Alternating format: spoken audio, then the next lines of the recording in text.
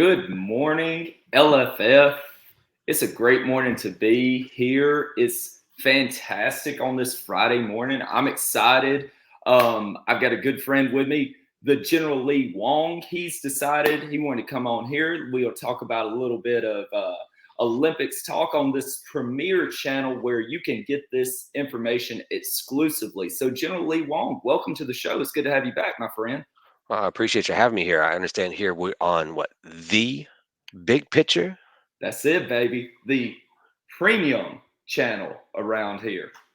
We Man, don't even mention the rest of those jabronis, I mean, wait, there's somebody else that tries to do like a talk show or something. I mean, I right? know there's a podcast at one point in time. There was this long running show that used to have this guy in a suit on it that talked really loud. I haven't seen him in forever though. Right? I don't know what's going on with that guy anymore. Who knows what's going on. What I do know is he hasn't contacted me. He's not getting the down and low. He's not getting the dirt today. He's just gonna have to watch and find out for himself. That's it. But no, I appreciate you having me on here.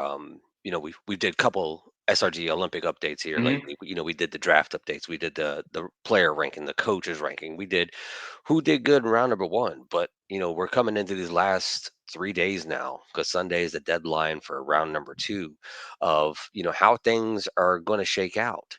Um, just how is it really playing out?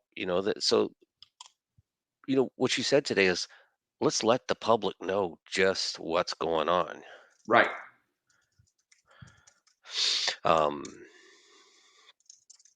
And what better way than to get it straight from the source himself? Like you have been the man when it comes to the Olympics of being able to keep up with this because so many people have so many things going on and they can look on the spreadsheet. But I honestly wanted more of an in-depth analysis because I know you are following this very closely and you can provide some insight that maybe just looking at a spreadsheet we just miss.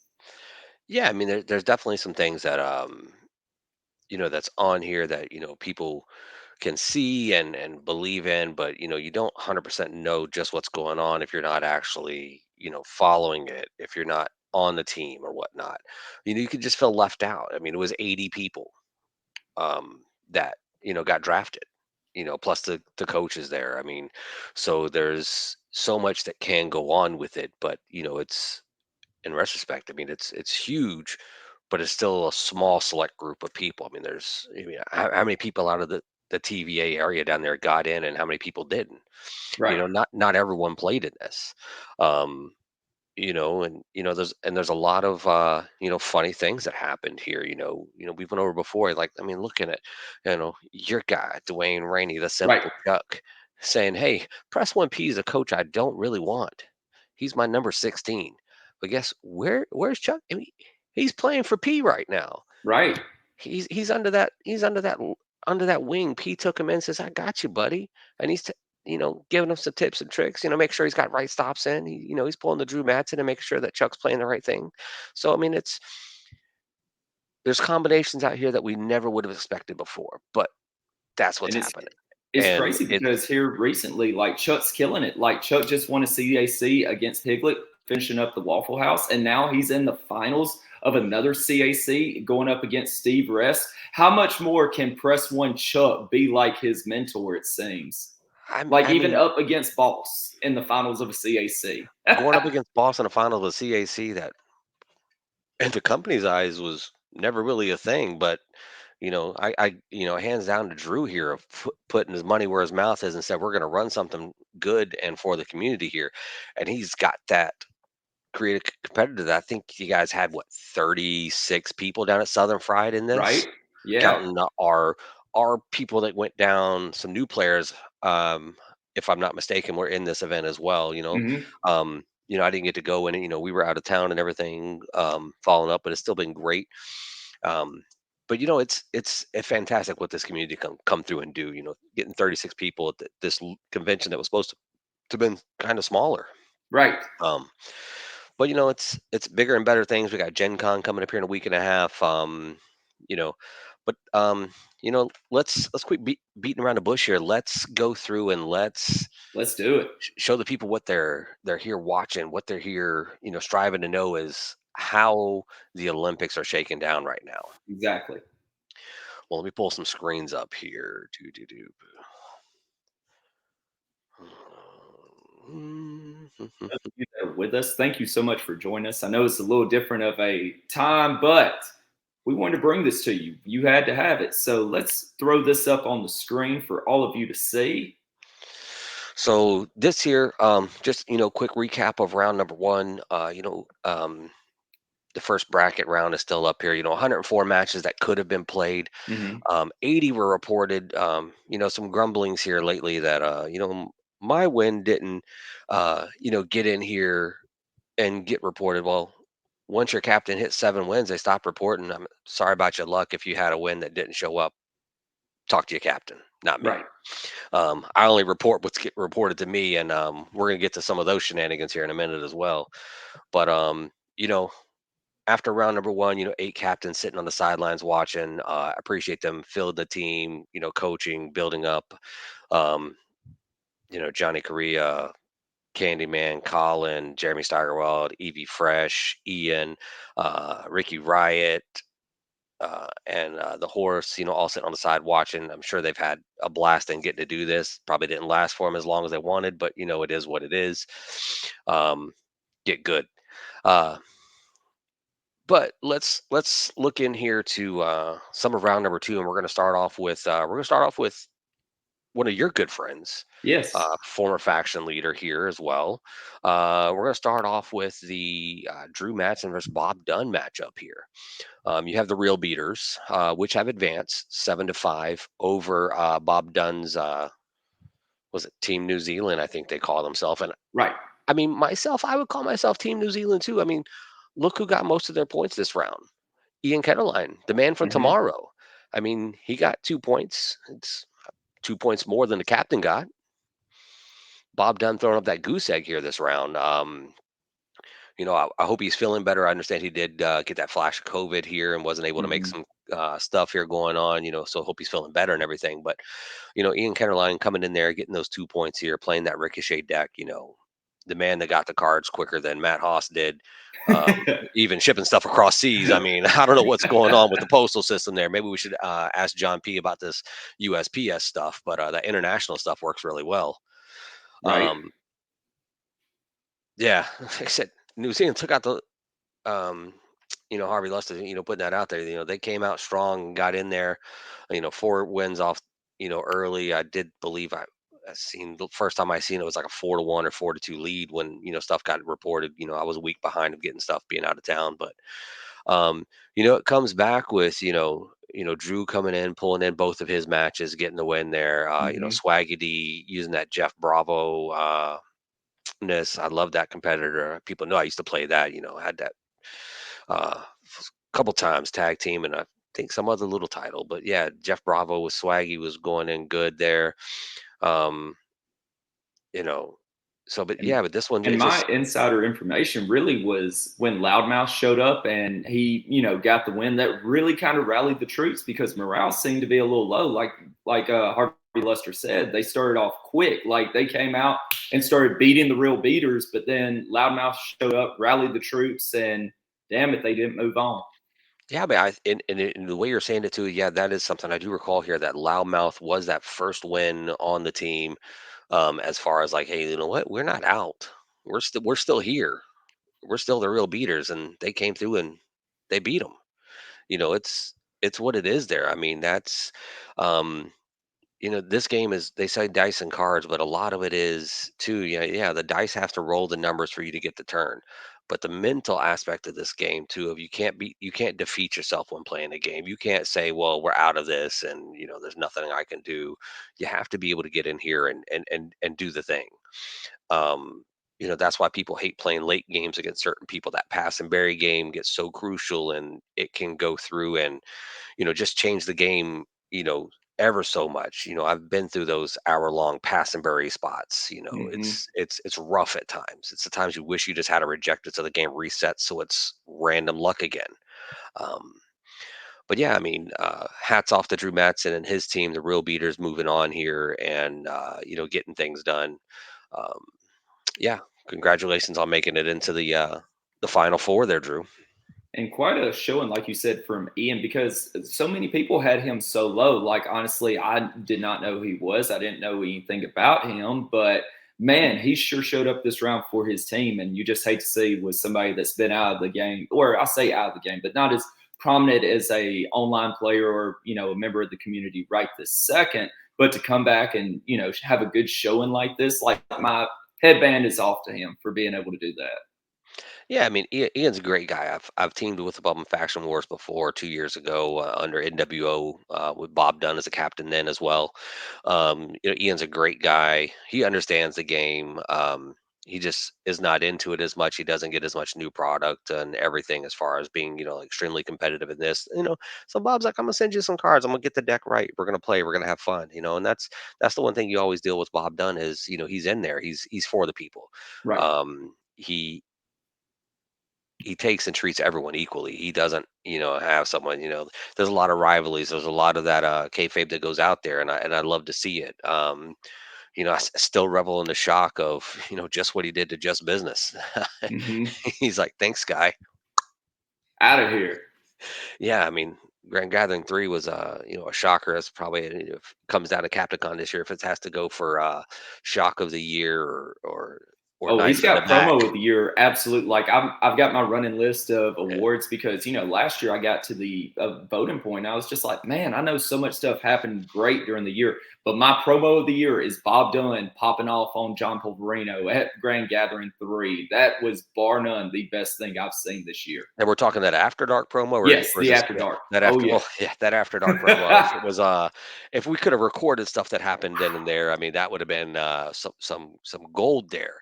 Um, Right. you know, it is. I was there that night. That was some definitely fun shenanigans there. I didn't step up to the table because people really don't want to know what I really want to say sometimes. Because I'm more of a, You would have if hurt you some really, feelings, is what you'd uh, say. I don't know if I really hurt some feelings. I'd have destroyed some souls. You know, my wife will tell you, my kid will tell you, she'll tell you that I'm the better McPeak. She'll tell you that I have no scruples. If you ask me what I think, I'm gonna tell you, and you may not like it, but that's your fault for asking. That's it. Um, but let's move on here. Let's go to the next Yes. match here. Congratulations to the real beaters for moving on to the next round. We'll move on to the next match that has the suspense built into it. Yes, And Canoli's here. He's watching the stream. I he seen him is. say something. Let's move on here to this team Canoli bobsled team versus the collecting all the pennies because I didn't call himself anything else because they're not drawing dimes really. They're not coming out and just Ooh, smacking things. And hats off to both teams of playing things. I will say this: thank you, captains, for submitting your. Oh wait, never mind. Both of you are bums and haven't reported anything. Um, Thank you to Brian Schmidt for updating on results and things of going on because the captains have been lost in the sauce, just like one of them's about to be lost and out of the Olympics. Oof. Um, it looks like there's been some good matches in here. Kind of back and forth. Not many people have went 2-0 in this round. You know, Booker and John Von Masick. If I said that right, I hope I did. Both went 2-0 on their team. I can't remember who the Mhm. premier players were here. Perry went 1-1. Ken went 1-1. Schmidt went 1-1. Actually, Brian. I'm not even trying to pronounce his last name. Brian O from down in that Uzalek, I Kentucky area. believe, is his name. I could be wrong, but I think that's how it's pronounced. Yeah, Uzalek. yeah. Brian Googly Eyes here. Actually went 2-0 on his team. But we're coming down to the last match of the round here. It's tied 6-6. One more match to go. I want to say they said it possibly should be happening today. Yep, that's right. Harm City Hitman, Andrew Mackey playing as King Kong Dundee, going against Joel Williams, everybody's enemy, playing as Cruel. And that last is the matchup of the third round picks. Um, I haven't seen, um, you know, Andrew Mackey play King Kong Dundee. I don't think. So I'm not sure how he pilots the deck. I'm not sure how good he is. But one thing I do know is Joel Williams with Cruel in his hand. It's pretty damn cruel. Absolutely. I've played that Cruel deck back when I was playing Pretty Boy Snow. So that deck is nasty, and it only got nastier with that Steel Chain deck coming out, and it just Hmm. makes things even worse. So, um, I'm almost gonna have to say that Canoli's bobsled team may be the ones, you know, getting over and going into the next round here. But that's that little thing that we call that little bastard dice. I mean, it could go the other way quite easily. But Joel Pilot on that cruel deck, I'm gonna have to give it a 70% win chance at least on this one. I don't see it tilting 70% in the other way unless it's a true dicing. Joel in that deck is to me is just too hard to overcome at times. Absolutely. And update for the premier players: Billiam was the premier player for Canoli's team, and Coach Brad was the premier player for Booker's team. And Coach Brad was, yeah.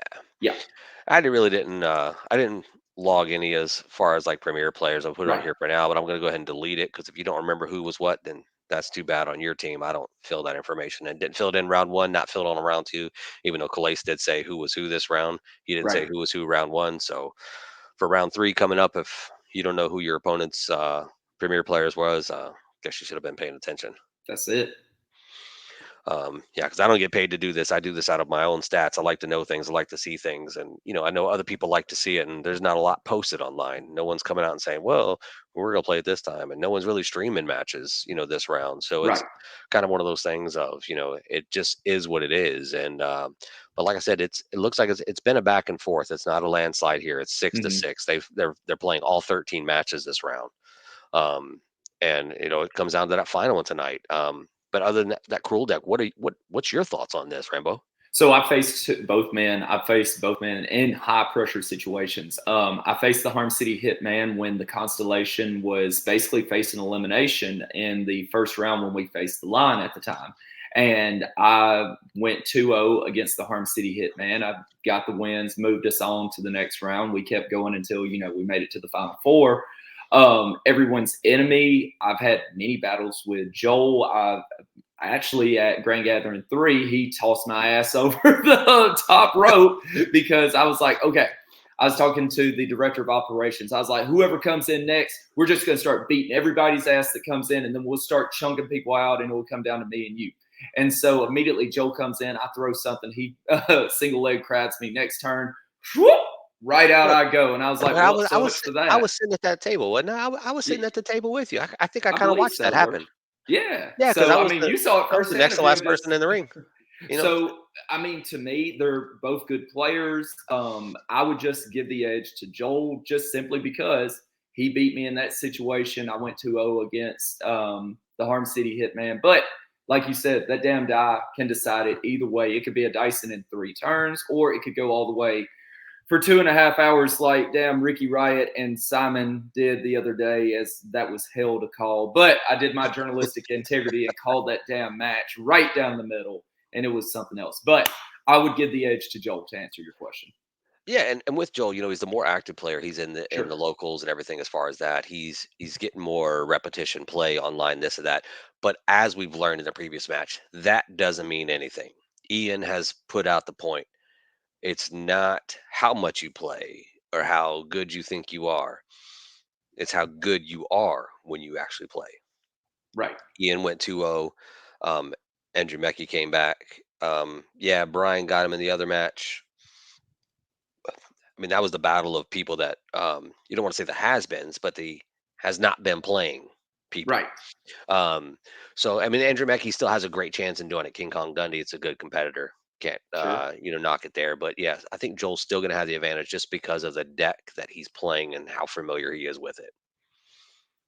God, Steve is going to fly off the hinges if he gets eliminated. It's going to be hilarious, though. It's a I real would just shame. You'd hate to see Steve eliminated after walking around bragging about, well, I've done this, this, and that. Get your ass out of here. Goodbye. I mean, he's did this, and this. He's also lost both 2 matches in this round of the Olympics as well. I mean, he may take some jank to a CAC and do some stuff and, finagle people and get some wins there, but when it comes to, competing in the Olympics here, I mean, he's just not that special. That's it. I tilted boss when I beat him. That's a good thing. I always encourage tilting boss. It's a beautiful thing to see him triggered. Yeah, yeah. I mean, it's fun. I mean, like, he just may have that terror he's gonna have to go through the night with. That's it. I mean, it's just what it is. But good luck to Joel. Good luck to Hmm. Andrew as far as completing this match Right. here. And we'll just see it. how it plays out here, I believe, later this evening. Hmm. Well, let's move it on here. We'll Absolutely. switch over here to speaking of Chuck here, we're gonna go with, hold the line, Harry, and press 1P here. This was a very even match from when I started getting results in. They were at 3-3, went straight to a 4-4 thing there. And then all of a sudden, I believe it was yesterday or Wednesday, it just took that two-turn swing there where Chuck took down Mark Perry. And Hmm. I was speaking with Mark, playing some Fortnite with him a few minutes ago. Took it, I think, a crowd meter 3 or crowd meter 4. You know, Perry just said, I hit the first finish, and then I didn't hit anything else. So he's like, Chuck just dominated that match as far as taking him out. And I think then it Yep. was Pulverino or someone else took that other match, putting it up that 6 points there. Um, you got technically, I'm going to call it two matches left to play in this one. You got the Mhm. premier matchup left here in this round. And then you got Dustin Smith and Colby Cram, a, a two timer. They got to play each other twice. As far as the United States round and that round number four. Right. Um, Premier players in this one, I had it pulled up earlier. I'll go back to that post. I'll pull that up as I'm talking here as well.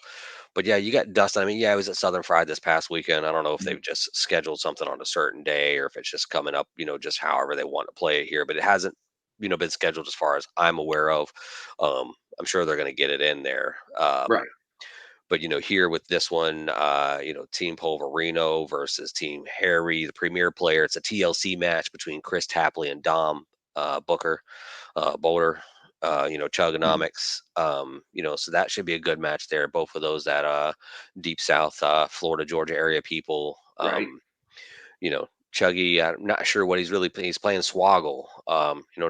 Not sure how crazy he went with the deck. I'm sure P kind of tried to wrangle him in a little bit with it. He's not just going to let him go hog wild with it. Right. Um, But at the same time, like you can't like when that's what he knows and that's what he. I mean that was really the thing of seeing him draft Chuggy. It's like Pulverino has his ways and his ways work. Like you can't argue with the results. And look at Chuck, look at Drew. All these people that are learning from him and they have success. And not saying Chuggy doesn't, but it's just that balancing of okay, Chuggy plays aggro. It's literally Florida aggro. And then you have Pulverino that, he's going to run that stop on a 7. So what do you, it's really the combining of the two minds. I mean, hell, first round of the Olympics, I ran a stop on my 6. Yeah. Oh, That's because absolutely. they both had 5s, but, it works, Sure. I mean, but they'll do it in just a regular tournament sometimes. That Florida aggro was wild. You talk about P, drafting the craziness, drafting Chuck, to have to calm him in, bringing in Chuggy. Hmm. Look at just the opposite team here. Look at Hold the Line Harry, Hmm. calm, collected, methodical in his matches, right? Right. You drafted Doug Saunders and Oof. Matt Barone. So, And, I mean, it is what it is. I mean, both have drafted, outside of everything there.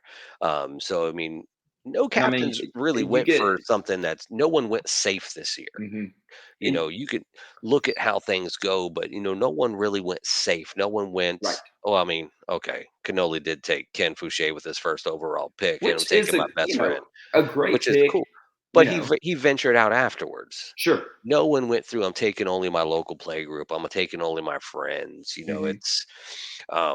Everyone ventured out a little bit, but just the methodical of Harry, you took Mark Perry first round, which is, he can be that kind of calming factor at times, but Mark Perry can also be that flip that switch and just be that asshole. Right. We know Mark Perry. We love Mark Perry. Right. We know what he does, what he can do. Absolutely. Um, and then you you you know, take Eddie Fury, take Matty Bar one, two complete opposite auras of other than Hold the Line Harry there. And then you got Dustin Smith and Chris Tapley, both locals down to Harry there, so people he knows pretty well. Hmm. So that I mean, that seems, it's kind of like some safety picks there at the end. Hey, I know these people. I know what they play, know how they play and whatnot. So it's easy for him to get cards and do things with. They can go to locals and do things. It's quite easy for him. Right. Um, but this one here. Dustin and Colby. I'm not familiar with Colby myself much at all. Uh, Ron saying Dustin's a troll. I mean, I wasn't gonna say it, but I mean, it is what it is. Um, but no, I mean, like, I'm not familiar with Colby myself much. I know when I've played Fortnite with P once or twice. He had high talks of Colby, but someone that I really can't say anything negative against, can't say anything really positive against, except for, I mean, Mhm. you know, spells his That he name could right play for me. spoiler. He could easily, be a late round pick that's going to be the hero for Pulverino's team. Who do you give the advantage to right now? What do you think? I mean, if I'm going to say there's an advantage here, I'm going to have to give it to P. They got to win 1 out of 3 matches. Right. Harry's team has to win the gauntlet. Dustin has to go 2-0. He has to. And then after that, Chris Tapley has to win the next match. So at this point, everything is on Dustin's shoulder. It's on Titan's shoulders here. And I know those are some big ass shoulders. Right. Because as I remember, there was a promo. I'm thinking of it. Like someone was talking smack to him, and I think it just, oh, that was you. He's lucky he didn't get his ass whooped right then, truth be told. Like, I tripped, and whenever I tripped, he gracefully picked me up. And as I was up there, I said, "You better put me down, or else it's going to be your ass." And as you could tell, the video cut right then. You didn't get to see what had transpired after. But let So me how did that just table say, feel? do How what? did that table? How did that table feel that you went through here? God, he let's just say business time Ben, there was a reason why he appeared the next day at Southern Friday Gaming, and we never get a Southern business time Ben appearance. But by God, after that night, after what he did, shit, it was immediately lawsuit served. But luckily the mission kind of smoothed it over, gave us our Border Wars championship, back to back winners that I am. But yeah, Dustin, you never know what to expect with him in his decks. Like, if his dice get hot, he'll be good. But otherwise, he gets in his head, and unfortunately, you can get cooked real quick that way. I mean, look at the man is the LFF Tag Team Champions right now. Mm-hmm.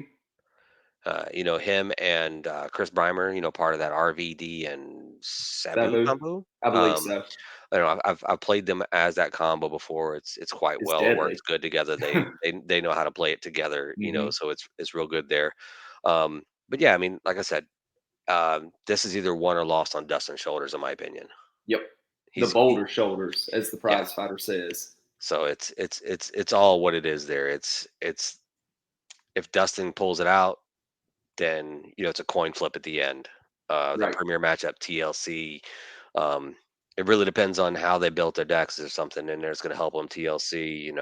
Who's going to be the smartest man to throw the wrong finish to get it to the crowd meter for the finish they can win on, or who has that early finish that is just there. But I think this is won or lost on Dustin and Colby's shoulders. I don't think there's no ifs, ands, or buts. I think it'll end between that match. If Colby takes one, it's over. If Dustin takes two, We got a ball game. we got a ball game, and it depends on who's got the cooler momentum and ego going into that premier match. Both these guys I've played with Tapley on my Faction Wars team last year. Right. Yeah, I believe it's Slime Girl's what we had in Faction Wars from last year, so I know he's familiar with the deck. I know he plays the deck well. Mm. Um, and then Chuggy sitting there playing Swoggle. I mean, that's just one of those competitors that has that little just crazy mentality to it. So I mean, it fits him to a T. So at this point, it's anyone's game, but I'm going to give the edge to Pulverino because they only have to win 1 out of 3. Right. It's Absolutely. hard to sweep 3-0 when you have to at the end. The nerves get to you. The edge is just there. When you only got to win one, you can have just a little bit more relaxation and fun with the dice and cards, and it makes it a lot easier for you to just navigate the system. Absolutely. All right. Well, let's bring it down here to the best matchup yet. Let's do it. Bring it down to Team Yasmin versus Team Grumpy Danny Thunder here. Two people that, if I'm not mistaken, here are facing off for that world heavyweight title here. Mm-hmm. Coming up at Gen Con. We were all in the chats and sitting there talking. I was like, and they're talking about, well, we can meet here, we could do this. And I told, I offered it to her. I says, Yaz, I'm not scared. It's a 3-hour drive. I'll come meet you in St. Louis. We can do it whenever, wherever. But she said, no, she'll wait on Danny Thunder. she wants to appease the fans and the thing, and give him what he thinks he wants or deserves, but it is what it is.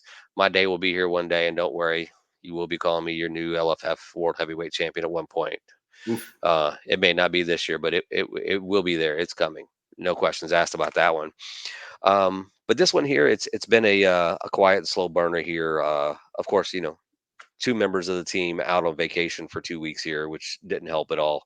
Mhm. Me and Mackenzie, taking her to that national bowling tournament here up in Detroit. Thankfully we didn't run into that punk Ricky riot at all. We were safe the whole week. Never had to put up with anything like that. Um, the matches up started off real slow and calm here. We were tied 2-2 there for a minute. And then it came around. Uh, Justin took down Tim. Actually, it really turned. Let me go back a little bit. Justin had already beat Tim to make it 2-2. Come down and Nick came in, and it was a bad night for Nick. Unfortunately, Nick went 0-2 Tuesday or Wednesday night, losing to both me and Jokerfish to make it 4-2. And then Piglet comes through and takes down Trey Cantrell last night. So right now we're in a very dominant spot here at a 5-2. Um, so it's looking very good for the Grumpster here.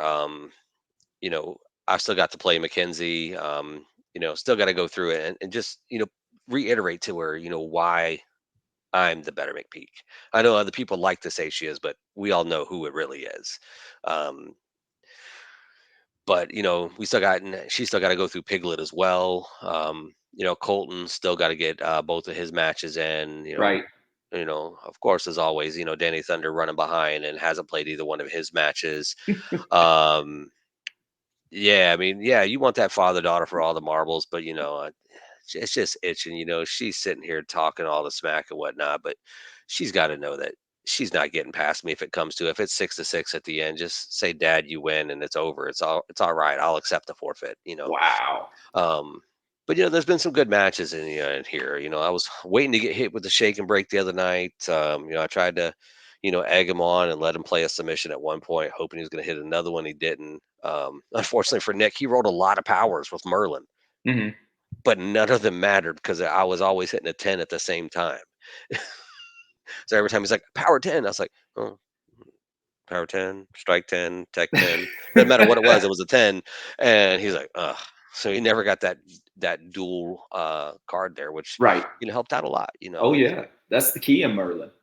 Yeah, Merlin, you hitting that power, you can play those extra cards, and do things with. It's fantastic there. But Yaz is holding up her part of the bargain on the team. She does have that win over Brock. Mhm. We have our premier match that should be playing later today or this evening. They are playing. I believe it is Jokerfish versus who is he playing against? I forget. Let's see, Team Grump playing against Trey. Him Mm. and Trey are playing later today in that matchup in the premiere there. Um, what are they? A ladder match? Yeah, a ladder match. Yeah, Harvey. Colton waiting to get those late thing. I don't know if Colton just likes to, have all the spotlight or what. I'm not sure what he's wanting to do. Like, oh, I can't play till the last minute. Oh, let me win these last two matches of semi-team to the next round, like last time. We're It's not so trying to wait that wild. last minute. I mean, that was Like, wild. I mean, he that had was crazy. Moxberg just comes in and just dominates 2-0, and then it's like, all right, we're going to the next round. Moxberg, baby, trending worldwide. Yeah, I mean, I know he's trying to get a match in. I think they have until I think Saturday is his next availability. So if he has to play, it's going to be a later match, Saturday, Sunday, to get that last match in again. But it is what it is. Maybe they have to play on Saturday. Maybe Jokerfish takes down the premier match, and maybe I get this kid to realize that she's not the better McPeak, and I go ahead and knock her down a peg before then. Oof. Maybe we don't even have to get to Saturday and let Colton even play. Wow. Well, I have my strong views on this one. I mean, how do you feel about it, sir? As a third party, no eggs in this basket at all. How do you feel? So this was an intriguing matchup. This is one that I was like, wow, Calais paired up the number one contender against the champion. Let's see how these matchups go. So I'm not surprised with Piglet, my faction mate, because Piglet is great. He did a fantastic job leading the big picture to our back-to-back faction wars, Border Wars championships. So when he gets the win, it's not really a huge surprise. I'll tell you the one that does shock me though is Edo beating Trey, and not because Edo is a bad player or anything like that. It just surprises me because Trey was the overall #1 pick. And I know dice happen, but to me, if you would have told me, okay, who are you betting the house on, Edo or Trey? Trey all day long. So the fact that he pulled that victory over Trey was absolutely surprising to me. So you're saying that overall pick number like 73 taken down pick number 1 was a shock. Absolutely. 100%. I think a lot of people were shocked too when we gave Edo that world title contender. We gave him that Jay White. What Absolutely. Schmidt just said is called Jay White. Which is fair, but I mean, it's not like Trey was playing with some jabroni. I mean, he does have AJ Styles, and yes, I know he has the tens and such, but I mean, he still has two tens on his turn roll. So, That's true. Two tens on the turn hole. I mean that's what it is. But I think we strategize well on putting people in the right spot. Our fifth round being that good spot there because we knew wherever we put everyone else, their competitors, they were solid with it and can beat other stuff with it easily. right, And Edo was happy with that pick. He had no problem with it at all. And that's just one of those things. That number 5 takes out number 1. Come around 10, beat him. Public ending number 1 over Jay White. Edo lost his other match. right. Um, so I mean, it is what it is. It was good matchups and good things in there. But yeah, I when it came through, I gave it probably just to competitor wise, those 2 tens kind of make a little bit of difference. AJ Styles finishes they smack. Um, so it's pretty good. I like it, the AJ Styles competitor. I'm never gonna pay $600 plus for No, one. Um, that's just that ain't how this works. only Um, reason we got it is because Drew won that Royal Rumble that year. Otherwise, there's no way we would have, like, it's literally the community's rule, AJ Styles. And he's like, this is bullshit. This is my AJ Styles. And Chuck's like, yeah, whatever. yeah, Chuck held it hostage for what, 6, 8 months or I so. know, right? And now Trey's got it. So it's fantastic that poor Drew is the one that owns AJ Styles and he never gets to play as AJ Styles because everybody else does. I mean, that's just a rough one there. As part of sharing competitors and everything. It's Absolutely. being what it is there. So who do you see winning this round? Do you think the world champion guides her team to victory here with a phenomenal comeback here, I or mean, to me, it's just kind of like what you talked about with P earlier. Like it's 5-2 right now. Do I want to bet against the world champion? No, not particularly, but I am fluent in gambling. And I know if you're going to give me an advantage of 5-2 with Danny Thunder still having to play 2, you play 1. Um, let's see. I mean, and Piglet versus Mack as well. Like, your team literally has to win 2 games out of all these that are left. So just the numbers wise, absolutely you got to go with the Grump with this. Now, would it surprise me if Yaz's team rallied up and won? Not in the least, not at all, because they literally did that last time. They were down and they fought back. So Yaz's team, while down right now, could easily come back and rally the troops. now I know we talk about Trey losing to Edo, as a kind of a shocker. What do Mhm. we call Trey if Trey goes 0-3 and loses that premier match in this round? The number 1 So, pick. Can he go 0-3 this right. round, or do you think he'll pull out that ladder match? So I think who does he face in the ladder match? Do we know? Jokerfish as Caleb Conley. Okay, so I believe between him and Piglet and their matchup, that could go either way. That's honestly a toss up. Well, Piglet Jokerfish already is won that one. another one. Do what? Piglet already won that one. He already took him Piglet down. already won that one. Okay, perfect. Okay, so against Jokerfish, it's kind of the same thing that Jokerfish is one. He's a great player. Take nothing away from him, but he's another one of those players. Like I know so many people can do, but it's once you get on that, 5, 5, 6, 7. You don't win those turn rolls. You get in your head, and you're just, you're cooked at that point. If Jokerfish does not do that as well, he's got a great chance against Trey. Trey is very consistent. Trey is literally the assassin of the TVA, and this dude has that ice water running through his veins that he doesn't get shook with anything. In all the years that I've known Trey, I've known Trey for 20 plus years. I think I've seen him mad maybe one time ever. maybe, and that I could be wrong at that point, but I've never seen Trey shook in 20 plus years. So I'm going to give that advantage to Trey just because of the ice water in his veins. Even if things are going poorly, like he never gets shook. I mean, and it's a fair thing. I'm not as familiar with the Caleb Conley competitor. I haven't played that one in Right. ages. But I know Jokerfish has taken down Merlin, has taken down Public Enemy number one. He's Hmm. on a roll here. He's 2-0 going to the premier match. Trey's 0-2 going into the premier match. I mean, is it just a talk of the overall draft? Is the number one pick worth it? Do you put all that pressure on your shoulder and say, hey, I was number one? Which, and even speaking with Trey afterwards, he wasn't expecting to be the number one Right. pick. We all said Trey was going round one, Sure. but I mean, everybody had Polka or Loudmouth basically going one or two, I mean, and it Carlos was insane. Lumbre and Polka were the last two unanimous picks as Hmm. for round one picks overall until things got skewed with a couple, picks and stuff, and what's going on with what some people's minds rank people. That's on them, but I included them in there because that's what they wanted to put their votes in. Their votes count. Everyone's votes counts, Right. mostly. But and I think it's just one of those. It's one of those stories. It's a very good competitor, very good player. Um, like I said, maybe Trey's got the slight edge going into that match. Hope Jokerfish takes it just because it's my teammate. I was about to But say it's your teammate. yeah, I hope Jokerfish takes it. But I do got to give Trey probably the slight advantage going into it. It is a ladder match.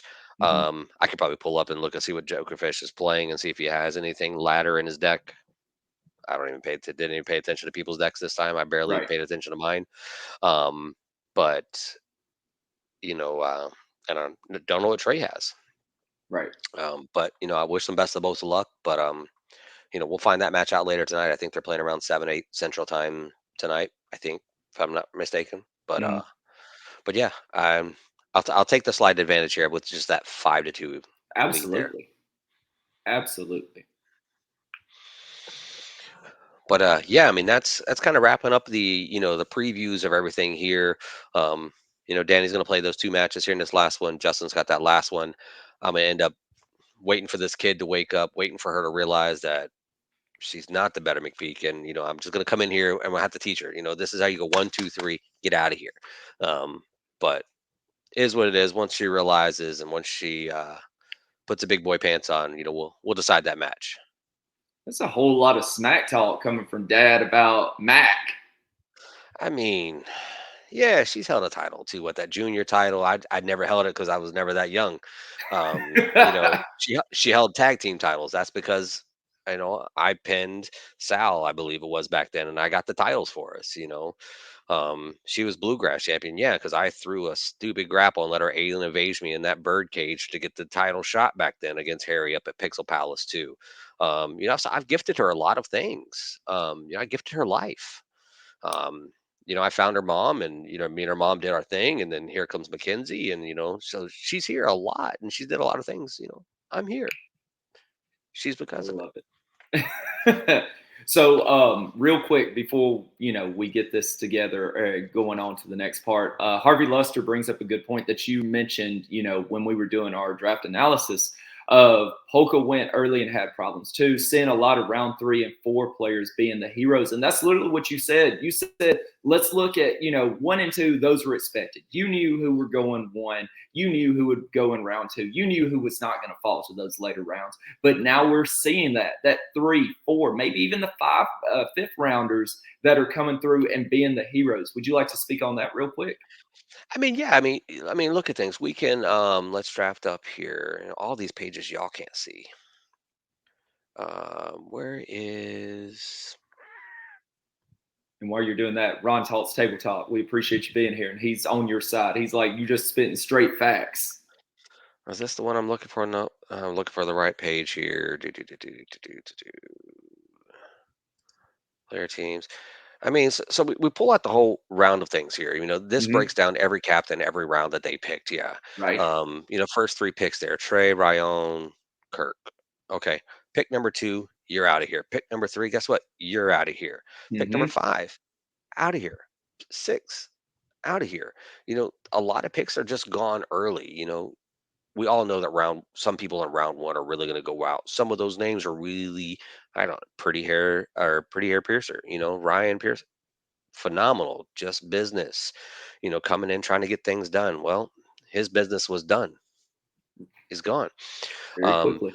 but look at some of these names. Round four, Colton, phenomenal first round Killed coming him. in and getting those last two things. Um, let's see. Brian went 2-0 this round, or at least 1-0 if I remember right. Canoli Brian went 2-0 this round. As that later pick there. And Tim Go White, back at as the first pick of the fifth round, he's done pretty well from what I can see. Tim For White. being a fifth rounder, didn't he win his match this round, or did he go Uh, 1-1? Tim went 1-1, took out One Edo, and one. lost to Okay, that's Joker still not Fish. bad. Um, it's he did very good there. Let's see here. Tim White's on. We can always look at Tim White here on um first round not so well. Keenan and Jared Bridge took him down, but Mhm. he came back and made up for it some in this That's round. it. So there's some things that you can't always win them all. So I mean, it's That's it. it's just how things happen there. But Uh, for a fifth rounder to go 1-1, and I know he did poorly in the first one, but to go 1-1, I mean, that's pretty good whenever you consider, he's got to face somebody beside that fifth round competition that he's going up against. I mean, look, hold the line. Harry's waiting on picks 4 and 5 right now, carrying his team to victory. Right, Is what he's hoping on. He's looking at that fifth and sixth round, or right. fourth and fifth round pick of Dustin and Chris there. Um, and speaking of our team, I mean, look, Edo is holding up his own. Edo did Absolutely. Beat semi good Trey. round number one. Let's see. Where is let's see here. I think Edo went 1-1 first round as well. Edo Nope, Edo goose egged it in round number one. He lost Mhm. to Angela. We ended up getting the win before he had to play against Mikey Right, Nichols.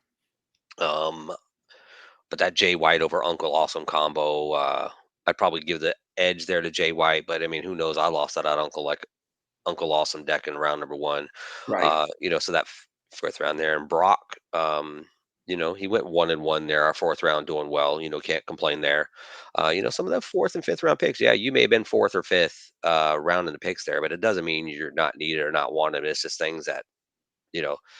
And like we said when we did the after draft, some of those names just weren't known to people as why they fell so far. Exactly.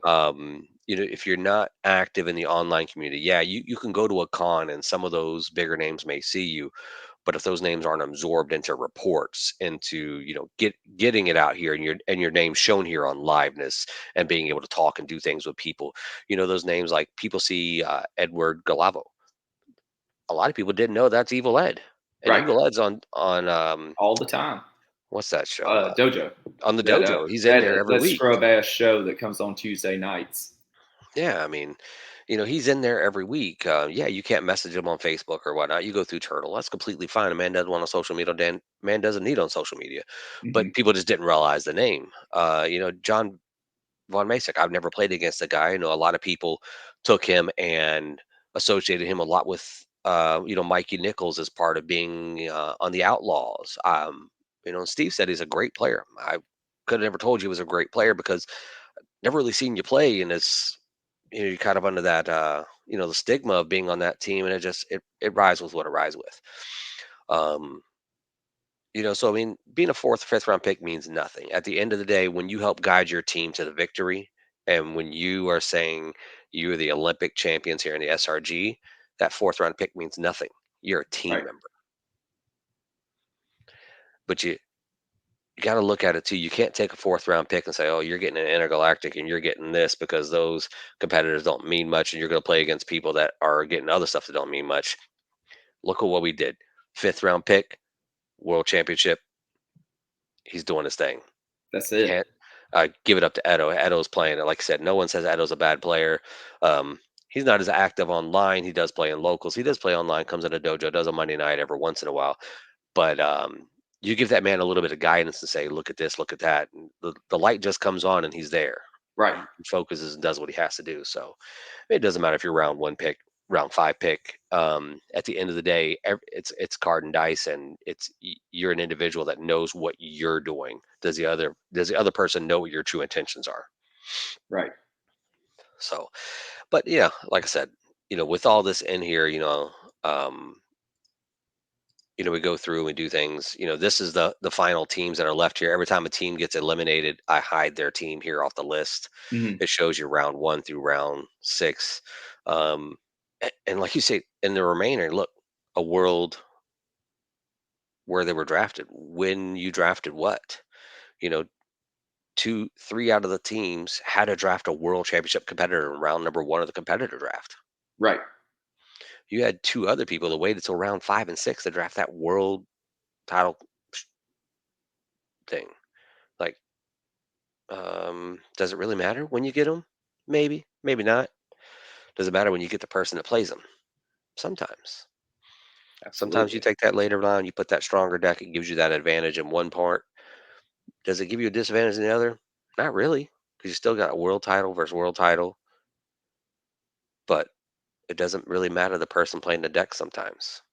Oh no, sometimes think about it like you don't necessarily want to give a certain person a Ferrari. Like they can't handle that Ferrari sometimes. So I mean I understand what you're saying, but there's some people like, you could give them a snake pit and of course they're just gonna be able to roll the dice and that's how it's gonna go. But if they don't hit that snake bite, like they could possibly be cooked. So I understand what you're saying. And it's gonna be interesting to see. So once it's all said and done, like absolutely, like we talked about before, I want to have you back on here. We're going to break it down. We'll go through and say, okay, what worked for the championship team? How did they draft? Did they take, what in the first round, what in the fifth round, and go from there? That I think is going to be really interesting to see how everything kind of plays out. And just what you're going off there too, like it doesn't matter if your fifth round pick is Cheshire and you give him that Mhm. world title competitor. If he steps in a ring against Chris Pate, guess what? I've already given you an 80% win to Chris Pate. I don't care if you even have a paper copy that just has stats on it, no gimmick. Because some people just get shook and can't play other Right, people. Some people can't get out of their own head, can't get out of their own way. And in certain circumstances, people just can't play other people. They can't. They just right, that feud is there. That personal rivalry can fog the system of what you're trying to do sometimes. absolutely. Um, like Brian Schmidt playing Nightmare King. I mean, sometimes it just gets in his head, and Nightmare King just takes him out again. Um, He's so gonna I be mean, so happy. He's so pissed in the chat right now. Anyways, oh, is he in the chat right now? I oh, didn't even he's notice he was in. pissed. Oh, he's so mad. Unless he decided that's the reason I said Dojo's scrub ass show to see if his ass was still there, and he just replied, "Scrub ass, no respect, I mean, if that's what you got to do to clean it, scrub it, scrub it, scrub. Oh, wait, scrub wrong it, scrub. baby." But no, I appreciate you coming on. I'll definitely come back on, Yes, even preview a next round. Whether I'm in the next round or not, which I'm pretty much probably I assume we're going to be, but it's right. always that chance they can pop off those next five wins to come back and overtake us. It's always a possibility, but I expect to be in the next round. I have no problem coming and giving those previews, just those thoughts and opinions that people may not even want to hear sometimes. That's it. It's just it is what it is. Um, put that extra, coat on or whatnot, and just understand that, none of us come through and target someone just to target someone. There's Right. something that's there. There's some type of meaning or some type of history behind it or whatnot. It comes in there. No one comes in here to make someone just feel like shit. But we come through and we just we break it down as we see it. And if you have a different opinion, please do hit up the man here, Rambo Apocalypse, and I'm sure he'll let you come on and give your opinions and talk things. I've seen it many times with people coming through. Now, don't come on the show with those soft feelings. Oh no. Say something off and then get buried on show. I don't want to see anybody cry here. But if Right. you do, screen capture it for me. Oh, absolutely. But man, I mean that's the breakdowns of this round. I think everything is going well. You know, any other questions from you or the fans or anything? I think we've done pretty well. I haven't seen anything from the chat, but if they do have anything they'd like to know, please throw those out there right now. You've done a fantastic job. I have to commend you again for just doing this because, like you said, you're not getting paid to do this. You literally do this because you want the information and you want the community to know, hey, this is what's going on. I think this has been a very successful event hosted by the company. I think they have hit gold here. I think this could be a yearly thing that people really enjoyed it. They got to see, and even so much as going into it next year to see, okay, who goes first round, who goes overall number one next year. If they decide to do it again, does Trey go again, or does somebody else go? Does somebody rise their stock? I was told I was a first round pick, and of course I was drafted the first and the second round, which I have no problem with that. It's perfectly fine wherever I went.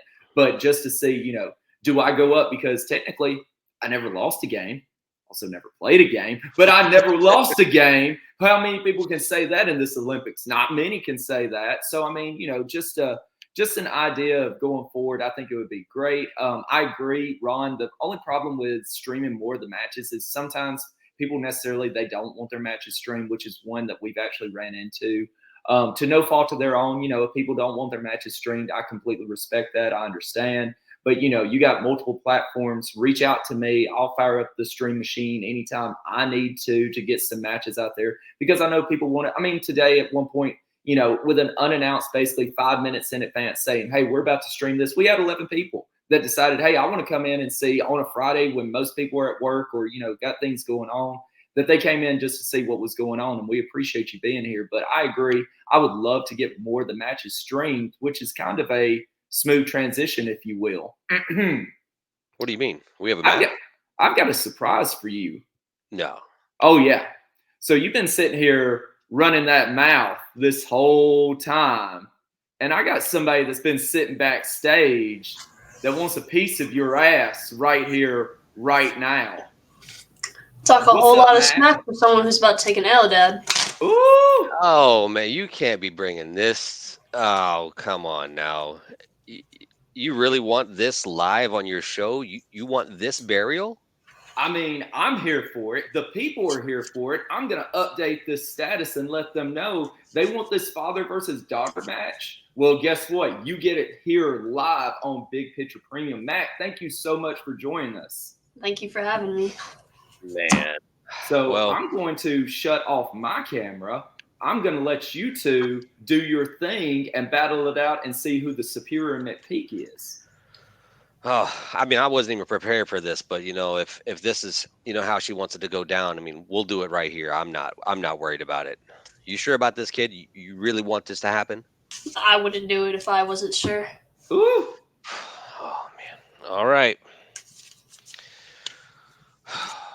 Let's pull this out. Little cards and dice and family fights. Look, I said that and your dog tried to leave my room. He knows things about to go down. That's because he likes me more than he likes you. Ooh! We also call your dog a big R word, which we're not going to say on screen, but he is about as dumb as a box of rocks without any rocks in it. The crowd's ready to see Mack bury the general. Oh, man. All right. Tell your friends. Tell them we got a live matchup, ladies and gentlemen. Spread the word. Man, here we go. All right, kid, you got your deck and everything ready, I'm assuming. I knew you were in here digging around for something earlier. I mean, I only heard you yapping for about an hour, so.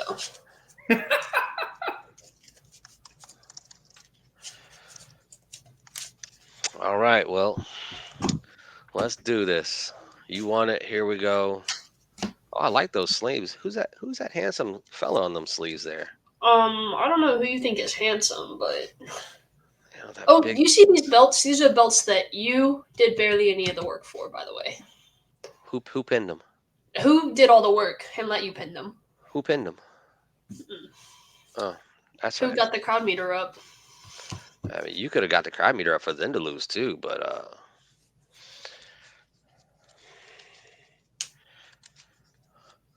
right, being here talking smack.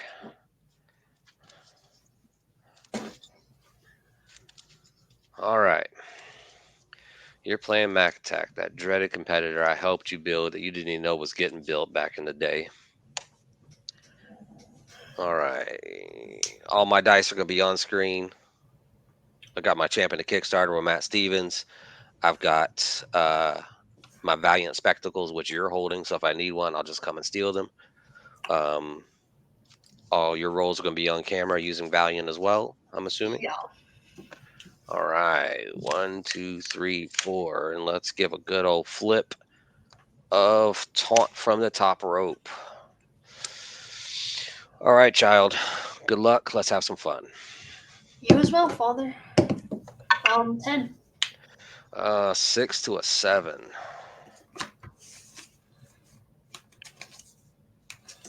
Face stretch. Lead submission. Yeah, sounds good. I'll draw one. Grapple 7. 6. Draw. I'm gonna go ahead and activate Kickstarter and do the standing drop kick for an unstoppable. Draw 1. Bury 1 and activate my gimmick, putting 2 10s out here. 8. Submission 6. Follow-up grapple rib breaker. Yeah, go ahead and try to break those ribs. Flipping finish strike and punch. I'll put my finish strike on top. That's not good. Now, Bob, it's 5 to 2 right now. It's in favor of Grumpy here. Tech 9. Agility 5. Finish strike. No other strikes in play. Double. That must be Rambo's dogs barking. I don't hear dogs barking in my house. No, they're all in my room. Power 7. Agility 5. Mine was looking around like crazy. Pass and bury the punch. Pass and bury the punch. All right, all right. 5. Oh, that was a sub 6. I'll take it. Draw. Man. I'm gonna go lead submission, brainwashed. What's the next? So we'll both shuffle our hands into our deck and add the top 5 to our hand. I'll lock it. Okay. Agility 5. Sub 8. Finish grapple, apex throw. Cards in hand. 5 with it. 5 with it. Not a spectacle that will work. Anything, I don't believe. Roll it, child. No bonuses. Crowd meter 0. First and second breakout roll are -2. Doesn't matter when you roll a 5 for the finish. I rolled a 6 actually, so. Okay. That is a technique of 8 to a 6. Crowd meter 1. Gimmick is off. Oh no, I don't have my crowd meters. I got it here on the mat if you're good. And I wouldn't lie to you. Sub 8. Tech 8. That's a bump. You'll discard instead of draw. Discarding sweet and salty. Strike 10. Tech 8. Oh man, I was hoping you would roll a 10 so I can make you re-roll. What? So I re-roll into another 10 and get the actual draw a card?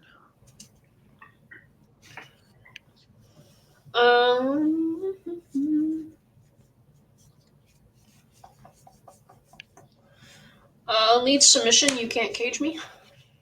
Sure. 6. Strike 9.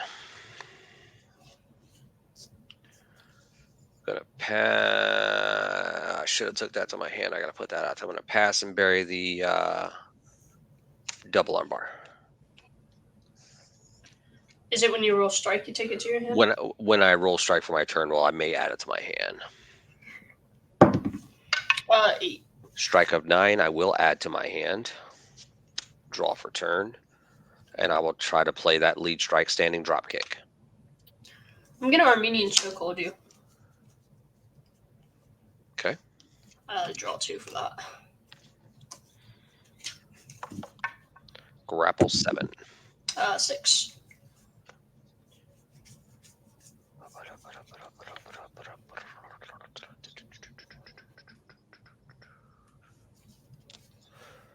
I'm going to pass and bury that sweet and salty.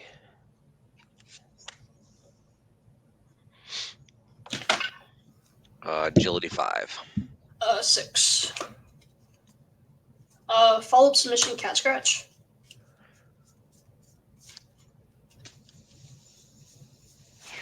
What? Do you have any finishes in discard? Grapple and strike. Rejected.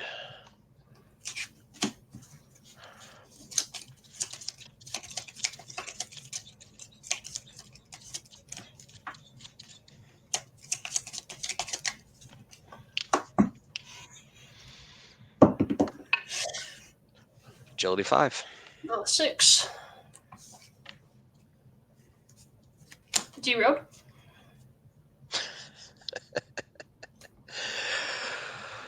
Oh. Sure.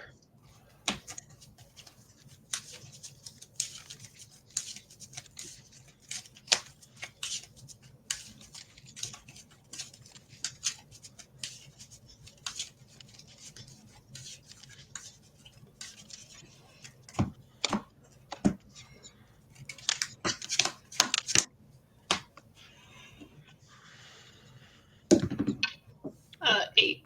Sub 6.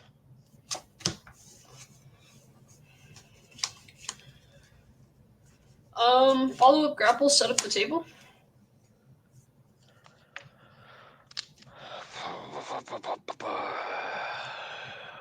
Sure. Flipping, charging headbutt, drop kick, hello there, and lockup. I'll take lockup to hand. Okay. Power 10. I do have a 10. Wow. Sub 8. Draw. Okay.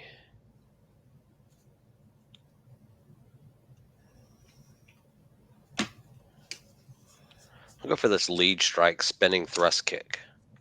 My cards cannot be stopped by skill requirements. Headlock. Okay. Or they can be stopped by those cards now. 7. Strike of 9. Boo, boo, boo, boo, boo, boo. What do you have in discard, by the way? Hello there, charging headbutt, drop kick. I'm going to play lead grapple, all-American drop. Sure. I'm going to bury that hello there in that drop kick. Order? Hello there on the very bottom. I don't know if you have any draw from the bottoms. I'm not letting you get that back so easily. 10. Tech 8. You got it. Lead strike, rolling form. Sure.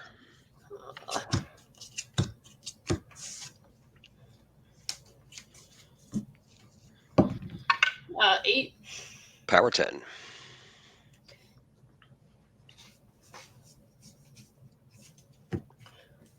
We go follow up grapple, take the shot. What's the text on that? If your opponent has a stop and play, put one card from discard on top of my deck. APOC? Okay.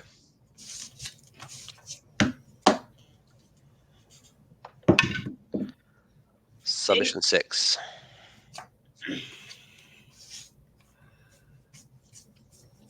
Lead grapple, lockup, blank text.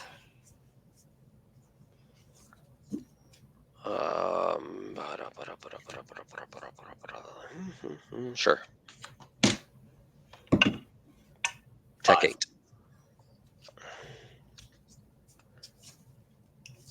Cards in hand? 2, 4, 5, 6. 6. Okay. I'm going to pass and bury the reject. Oh, I'm sorry. I can't pass and bury cannoli wise on stream. I'm rejected. I'm burying. 9. 7. Grapple sized. Follow up strike down, blank text.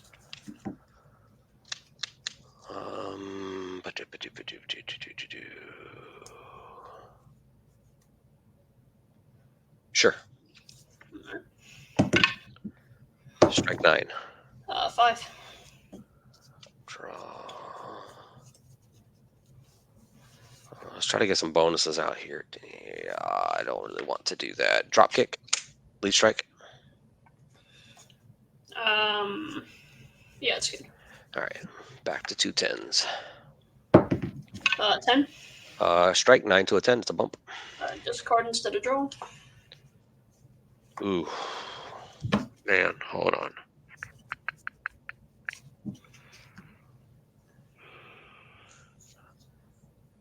Discarding Derailed. Tech 9. Tech 8. We'll try finish submission. No other submission in play. Legendary Acknowledgement. Stop any power with both of us. Draw a card.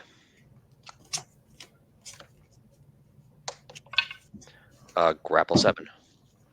Tech 9.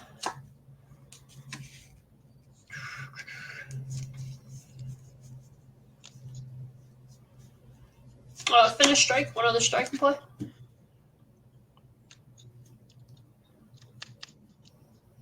That's good. Alright, 1 to power, 1 to agility, 1 to grapple. Crowd meter 1.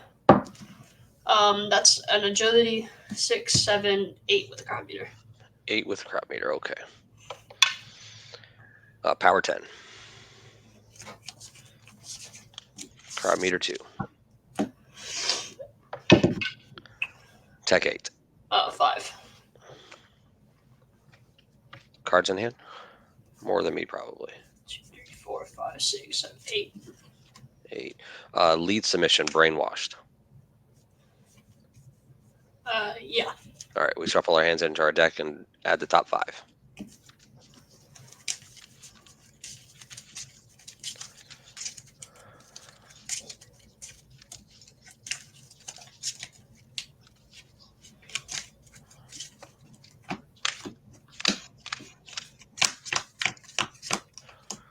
No, Possum King, you're disgusting. 8. Tech 8 is a bump. Discard instead of draw, please. We'll take away the taunt from the top rope. Yep. 10. 10. I'll Bump have you reroll. to a 5. Good job.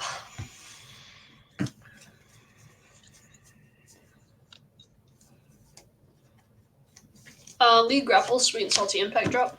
Snap punch. Activating gimmick, and we both draw. Tech 8. Tech 9. Sorry, I can't tell between the tech and power on these dice.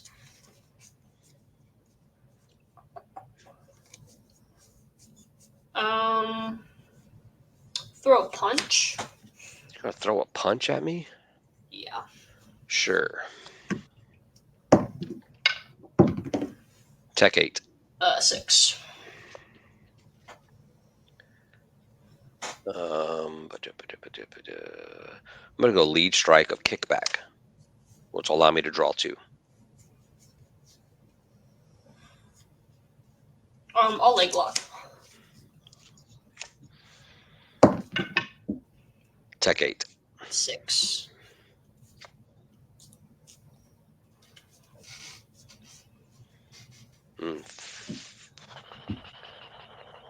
Follow up grapple Inferno Wool Cutter. Sure. All right, so I shuffle up to 4 cards back in. You discard 1 card from your hand. Discard reverse head drop. All right, so I'm going to shuffle back in Legendary Acknowledgement, Drop Kick, Kickback, and Derailed.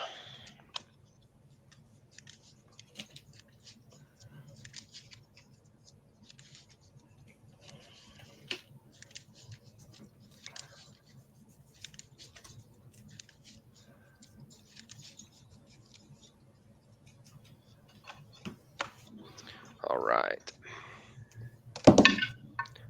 Strike 10. 6.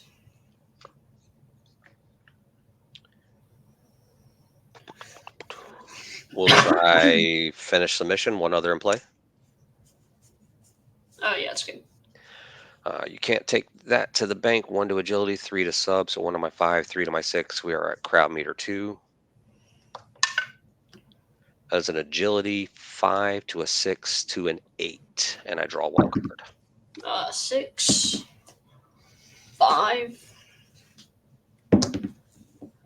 7. Oof, man. Oh, good game, child. Good game. When you rolled that, I swear, I was like, all right, we're going to crowd meter 3, baby. This is going to be beautiful. Like, that's what we wanted to see. Max can kick out and just wreck house after this. But your winner, General Lee Wong, ladies She and was gentlemen. putting it. She was putting It it to me was. that whole It's a time. great Every time match. she hit that finish strike, I was sitting there with barrel it up in my hand. I was like, well, I can't use this crap. I was about to Um, hit the finish grapple on you again. again, right then, Did I have elbow strikes in hand? Now I had I it didn't have earlier. another grapple in play. I had a sub and strike in play. Oh, okay. Yeah, I had the elbow strikes earlier when you had a grapple in play. I was like, go ahead and play another grapple. But yeah, I mean, it's like I said, these The dice do dice are some weird rude. things. You were winning a few rolls here in a row, and I was just like, well, it kind of sucks for me, but good game, kid. And I guess you do have to acknowledge me as today as the better McPeak of the day. Just for today. Just for today, at least. Yes. That's it. And All right. so a 6-3 lead. Take that to the bank, Harvey Luster says. 6-3, 6-2, right? 6-2? Yeah. 6-2. 6-2, yeah. 6 to Mac is 2. always the best McPeak. The crowd still loves you, Mac. It's okay. No. It's just for the day that he gets to brag that he's the better McPeak. That's it. You got anything else you want to let him know before we get off of here, Mac? Nah, I live in the same house. If I got something to say, I'll say it to him. Smart kid. You're doing a great job, Dad. Yeah, she knows how it is, But at the end of the day, I love her. She knows that maybe I just bested her this time. I think our record is pretty even, though. She may have a slight lead in sometimes, but on stream, I got it. That's it. All right, ladies and gentlemen, we're going to call it for this episode of Olympics Talk. We appreciate you joining us. Thank you, Matt. Thank you, Jeff, for both playing this matchup online that the people wanted to see. They've been clamoring for this, and you give the people what they want. So we appreciate you both. You want live stream matches? Hit up Rambo, hit up Schmidt, hit up Chibi. People will stream it. People want to see it. People like to see these things. Um, I expect to have a full report by like Monday or Tuesday as far as how round 2 finished for everyone, as we're in those last few days. But I appreciate you having me on, man. Absolutely. Thank you. We'll be back later on tonight, ladies and gentlemen. Candy Shop Talk will be live. I'll go ahead and tell you right now, our guest is going to be the big guy coming in tonight. It's going to be a great show. This is the first time the big guy has been on. And he's coming on to talk about some of the things that went on with Southern Fried, with the Titan getting his big dumb hands on me and just some other things going on. So it's going to be a great show tonight. Just remember, we're going to bury Steve. So make sure you tune in for that the very first thing we're doing is going right after the SRG boss. And you don't want to miss that, folks. All right, we're going to call it a morning. So once again, Jeff, thank you so much for joining us. And we will see you all later tonight. Have a good one. Appreciate it, bro. Absolutely.